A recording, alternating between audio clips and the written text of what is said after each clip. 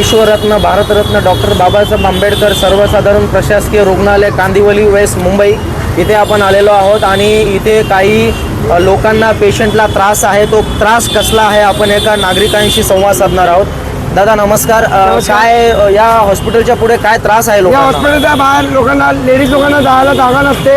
एक ladies delivery बाई एक पडली इथे, पण वॉचमॅन लोकांनी काही कारवाई नाही केली आणि एक लेडीजला बाईकवरती उडवलंय गेटच्या बाहेर। हा बघा, हा रस्ता आहे आणि ह्या बाईक्स बघा कशा लावलेल्या आहेत। म्हणजे इथं काय पार्किंग आहे का? बरोबर हॉस्पिटलच्या बरोबर मेन गेटच्या समोरच पार्किंग लावले। हे पार्किंगचा एरिया आहे का?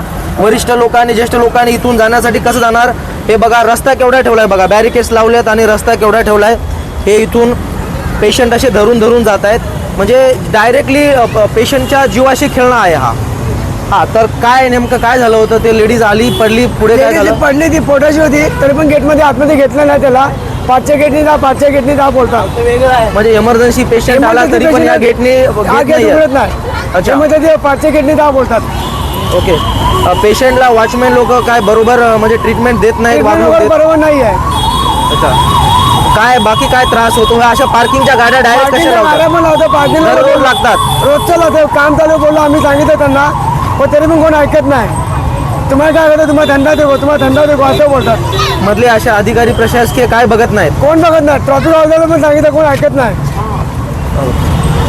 कसं साहेब, आम्ही नाही काही बोलतो। काय त्रास आहे आज हॉस्पिटलच्या पुढे? गेट सुद्धा आज 8-15 दिवस बंद करून ठेवलाय आणि त्या गेटला त्या पेटच्या बाया लोक येतात, त्यांना बी तकलीफ होते।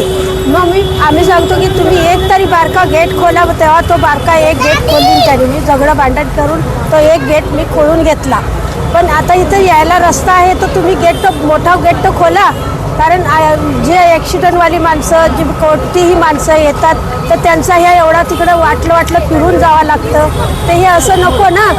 हे एवढंच म्हणणं माझं आहे। इमर्जन्सी पेशंट आला तरी वॉचमॅन लोक गेट खोलत नाही सरकारी हॉस्पिटलचा? खोलत नाही।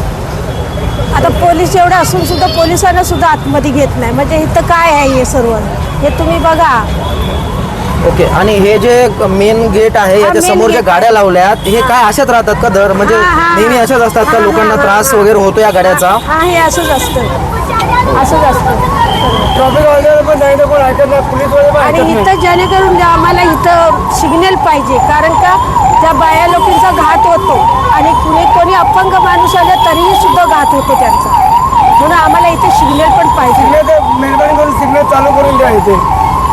तर हे बघा, गेटच्या समोर हे डॉक्टर बाबासाहेब आंबेडकर सरकारी हॉस्पिटल आहे प्रशासकीय कांदिवली वेस्ट। इथे पेशंटला इमर्जन्सी जर पेशंट आला तर त्याला लवकर मध्ये घेत नाही आहेत म्हणे वॉचमॅन लोक। जे कोणी असेल ते डॉक्टर साहेब जे कोणी असतील ते जिम्मेदार याला। आणि इथे हा जो रस्ता आहे या रस्त्यातून जाण्यासाठी अतिशय कमी जागा।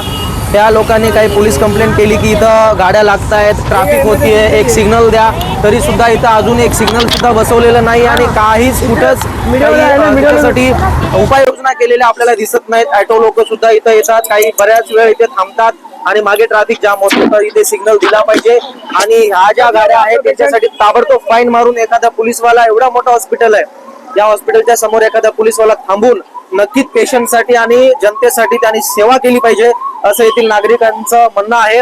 आणि दोन्ही साईडनी रस्त्याचं काम चाललंय, बरेच दिवस झाले काम आहे, तर हे काम सुद्धा लवकर आटपून कुठेतरी पेशंटला आणि जनतेला त्रास होणार नाही याची काळजी प्रशासनाने घेतली पाहिजे।